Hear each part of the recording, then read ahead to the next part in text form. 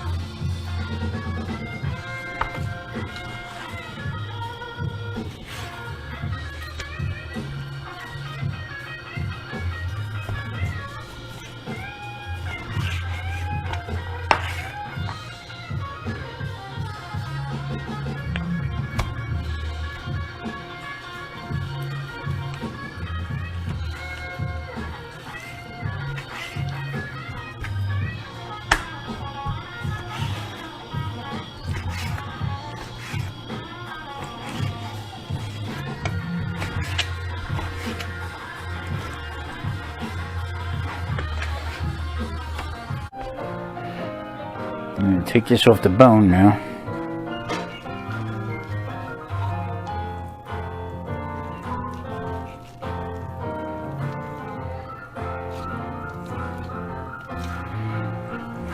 Just feel around, you can feel where the bone ends. This is nice sweet meat here. Getting down to the nitty gritty here. And my boning knife and the stone, and clean this bad boy up. Okay, there's the finished product. It's all cubed up, nice cubes. Nothing goes to waste here in keto land, because I got the bone here, and I'll roast that up, then I'll go in some kind of tomato sauce, or I'll find something for it. There it is. Now this will go in the refrigerator. I'll cover it, go in the refrigerator, and it'll stay in there overnight. And okay, time to get grinding. Pork is nice and cold. Let's see if my little KitchenAid will keep up with it today.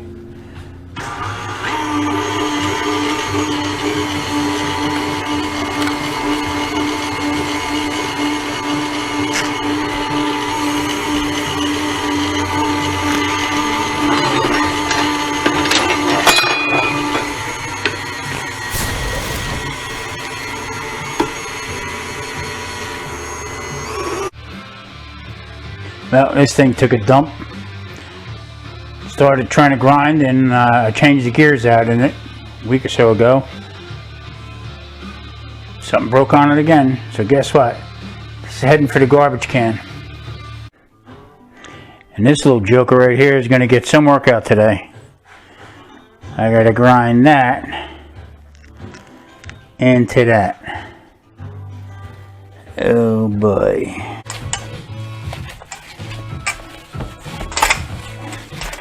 Okay, mixing in the spices. I'm going to have to go through this. I'm going to have to mix it one more time because there's some of the fat in here got stringy from, I'm not grinding it, but from running it through the processor. So it chopped it, but it might be a little bit too stringy. Okay, I already have some cayenne in here. Put a little pepper flake that I ground up in a previous video. I like a little hot. Marie likes a little bit hot too, so we'll. Oh yeah.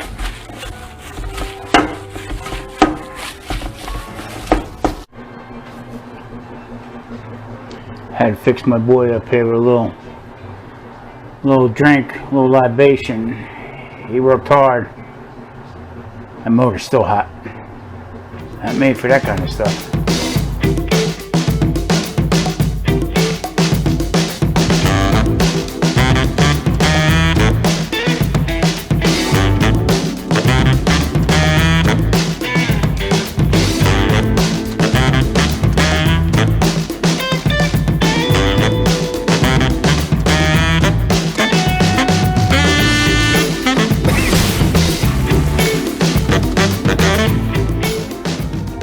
Boy, when things go wrong, they just flat out go wrong.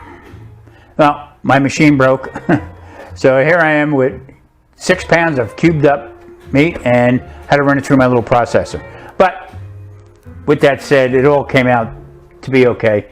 I made a bunch of patties out of it, broke it up, I split it in half, made some hot, some sweet, and it came out okay. But it was a long day. I'm not going to lie to you. It was a really long day, but they tasted unbelievable. This stuff right here, I tell you what, very good. I will see if I can get a link put down on it where to send away for it. I was so aggravated, and I had already opened up the spice, and you only use a couple, maybe a quarter of a cup for that amount of meat. And I tell you what, just the smells alone from the fennel. And it was almost like calming for me in a way. So with that said, everybody says, well, why do you go through the aggravation of grinding up your own meats and stuff like that? Well, I know exactly what's in them. I know what I put into them. I know what was in this seasoning mix. I mean, you read the blends on the back and everything like that. It's straightforward, no additives, nothing else in there. There again, I know what the process is. There's so many stuff that's being recalled because it's pushed out so fast. And I'd rather do it myself. So with that, I used to have the equipment, but no more. The KitchenAid, it's okay. It's an old one, but it's okay for mixing up breads and stuff like that. That's fine. Well, we don't do that no more. So for the attachment for grinding meats and stuff, it just don't work. So I'll be in the market looking for another meat grinder because I enjoy making it and doing it from there. All right. With that said, listen, you'll have a good day and stay safe. Thank you.